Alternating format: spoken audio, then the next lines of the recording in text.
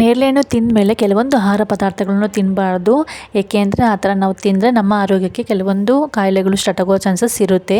Example ಹೇಳಬೇಕು ಅಂದರೆ ಜೀರ್ಣಶಕ್ತಿ ತೊಂದರೆ ಆಗ್ಬೋದು, ನಾವು ತಿಂದಂಥ ಆಹಾರ ಸರಿಯಾಗಿ ಜೀರ್ಣ ಆಗದೇ ಇರ್ಬೋದು. ಈ ಥರ ಕೆಲವೊಂದು ಹೊಟ್ಟೆಗೆ ಸಂಬಂಧಪಟ್ಟ ಕಾಯಿಲೆಗಳು ಬರ್ಬೋದು. ಹೊಟ್ಟೆ ನೋವು, ಆಮೇಲೆ ಗ್ಯಾಸ್ಟ್ರಿಕ್ ಸಮಸ್ಯೆ ಬರ್ಬೋದು, ಎದೆ ಉರಿ, ಹೊಟ್ಟೆ ಉಬ್ಬರ ಈ ಥರ ಎಲ್ಲ ಸಮಸ್ಯೆ ಬರುತ್ತೆ. ಹಾಗಾಗಿ ನೇರಳೆಹಣ್ಣು ತಿಂದಾದಮೇಲೆ ನಾನು ಇವಾಗ ಹೇಳುವಂಥ ಕೆಲವೊಂದು ಆಹಾರ ಪದಾರ್ಥಗಳನ್ನು ಯಾವುದೇ ಕಾರಣಕ್ಕೂ ತಿನ್ನಬೇಡಿ. ನೇರಳೆಹಣ್ಣು ತಿಂದಮೇಲೆ 1 ಅವರ್ 2 ಅವರ್ ಗ್ಯಾಪ್ ಆದಮೇಲೆ ಬೇಕಾದ್ರೆ ನೀವು ಈ ಆಹಾರಗಳನ್ನು ತಿನ್ಬೋದು. ಸೊ ಬನ್ನಿ ಹಾಗಾದರೆ ಯಾವ್ಯಾವ ಆಹಾರಗಳು ಅವನ್ನ ಅಂತ ಹೇಳ್ತಾ ಹೋಗ್ತೀನಿ. ಸೊ ಅದಕ್ಕಿಂತ ಮುಂಚೆ ಯಾರೆಲ್ಲ ನನ್ನ ಚಾನೆಲ್ನ ಫಸ್ಟ್ ಟೈಮ್ ವಿಸಿಟ್ ಮಾಡ್ತೀರಾ ದಯವಿಟ್ಟು ಸಬ್ಸ್ಕ್ರೈಬ್ ಮಾಡ್ಕೊಳ್ಳಿ. ನಿಮ್ಮ ಸಪೋರ್ಟ್ ನನಗೆ ತುಂಬಾ ಮುಖ್ಯ. ನೀವೆಷ್ಟು ಸಪೋರ್ಟ್ ಕೊಡ್ತೀರೋ ನಾನು ಅಷ್ಟು ಒಳ್ಳೊಳ್ಳೆ ಕಂಟೆಂಟ್ ನಿಮಗೆ ಕೊಡ್ತಾ ಹೋಗ್ತೀನಿ. ಸೊ ಬನ್ನಿ ಹಾಗಾದರೆ ವಿಡಿಯೋನ ಸ್ಟಾರ್ಟ್ ಮಾಡ್ತಾ ಹೋಗೋಣ. ಫಸ್ಟ್ನೇದು ಬಂದುಬಿಟ್ಟು ನೇರಳೆಹಣ್ಣು ತಿಂದಾದಮೇಲೆ ಅರಿಶಿನ ಮಿಶ್ರಿತ ಯಾವುದೇ ಆಹಾರ ಪದಾರ್ಥಗಳನ್ನು ತಿನ್ನಬಾರ್ದು. ಇವಾಗ ಅರಿಶಿನ ಜಾಸ್ತಿ ಯೂಸ್ ಮಾಡಿರುವಂತಹ ಫುಡ್ಡು, ಚಿತ್ರಾನ್ನ ಆಗಿರ್ಬೋದು ಅಥವಾ ಬೇರೆ ಯಾವುದೋ ಒಂದು ಫುಡ್ಡಿಗೆ ಜಾಸ್ತಿ ಅರಿಶಿನ ಮಿಕ್ಸ್ ಮಾಡಿರ್ತೀವಲ್ಲ, ಆ ಥರ ಪಲ್ಯ, ಆ ಥರ ಜಾಸ್ತಿ ಅರಿಶಿನ ಮಿಕ್ಸ್ ಮಾಡಿರುವ ಯಾವುದೇ ಆಹಾರ ಪದಾರ್ಥಗಳನ್ನು ನಾವು ಯಾವುದೇ ಕಾರಣಕ್ಕೂ ತಿನ್ನಬಾರ್ದು. ಸೊ ಅರಿಶಿನ ನಮ್ಮ ಆರೋಗ್ಯಕ್ಕೆ ಒಳ್ಳೆಯದು, ನೇರಳೆಹಣ್ಣು ಒಳ್ಳೆಯದು. ಆದರೆ ನೇರಳೆಹಣ್ಣು ತಿಂದ ತಕ್ಷಣವೇ ನಾವು ಅರಿಶಿನ ಜಾಸ್ತಿ ಯೂಸ್ ಮಾಡಿರುವಂಥ ಯಾವುದೇ ಫುಡ್ ಐಟಮು ಕೂಡ ತಿಂದರೆ ನಮಗೆ ಹೊಟ್ಟೆಗೆ ಸಂಬಂಧಪಟ್ಟ ಕೆಲವೊಂದು ಕಾಯಿಲೆಗಳು ಬರುತ್ತೆ. ಸೊ ಹಾಗಾಗಿ ಜೀರ್ಣಶಕ್ತಿಗೂ ಕೂಡ ತೊಂದರೆ ಆಗುತ್ತೆ. ಹಾಗಾಗಿ ನೇರಳೆಹಣ್ಣು ತಿಂದಾದಮೇಲೆ ಈ ಒಂದು ಆಹಾರನ ಯಾವುದೇ ಕಾರಣಕ್ಕೂ ತೊಗೊಬೇಡಿ.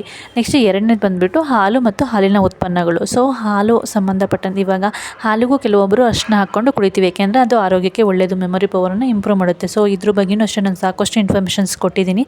ಸೊ ಮೆಮೊರಿ ಇಂಪ್ರೂವ್ ಆಗೋದಕ್ಕೆ ಒಂದು ಬೆಸ್ಟ್ ಇದು ಅಂತಲೇ ಹೇಳ್ಬೋದು. ಹಾಲಿಗೆ ಒಂದು ಚಿಟಿಕೆ ಅರಿಶಿನ ಹಾಕೊಂಡು ಕುಡಿಯೋದು.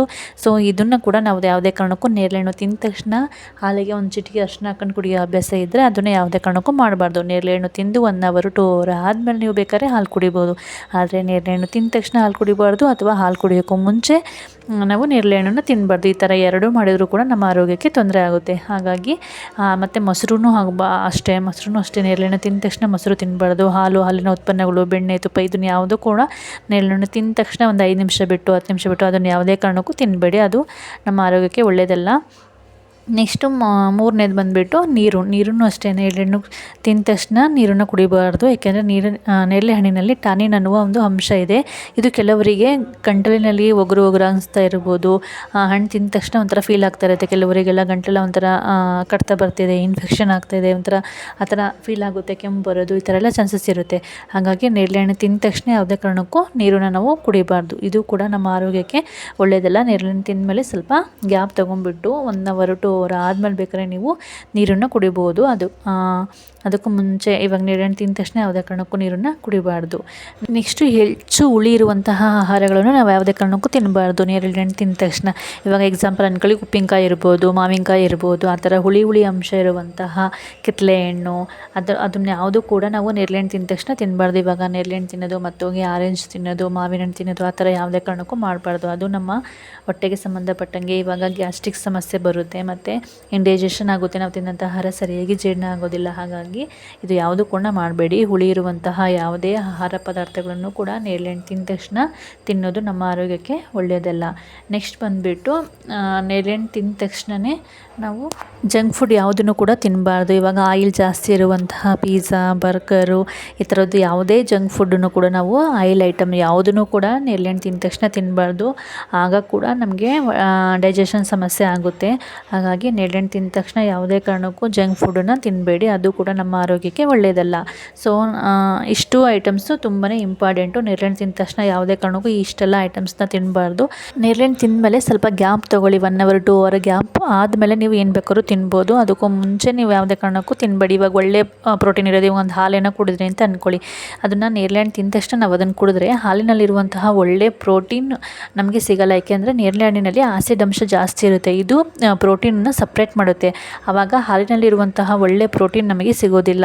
ಇಂಡೈಜೆಷನ್ ಪ್ರಾಬ್ಲಮ್ ಸಹ ನಮಗಾಗುತ್ತೆ, ಹೊಟ್ಟೆ ನೋವು, ನಾವು ತಿನ್ನೋಂಥ ಆಹಾರ ಸರಿಯಾಗಿ ಜೀರ್ಣ ಆಗದೆ ಇರೋದು, ಈ ಥರ ಎಲ್ಲ ಪ್ರಾಬ್ಲಮ್ ಎಲ್ಲ ಬರುತ್ತೆ. ಹಾಗಾಗಿ ನೇರಳೆಹಣ್ಣು ತಿಂದ ತಕ್ಷಣ ಸ್ವಲ್ಪ ಗ್ಯಾಪ್ ತೊಗೊಬೇಕು ಅಂತೇಳಿ ಹೇಳೋದು. ಸೊ ನೇರಳೆಹಣ್ಣು ನಮ್ಮ ಆರೋಗ್ಯಕ್ಕೆ ತುಂಬಾ ಒಳ್ಳೆಯದು, ಎಲ್ರಿಗೂ ಅಷ್ಟೇ ನೇರಳೆಹಣ್ಣು ತುಂಬಾ ಒಳ್ಳೆಯದು.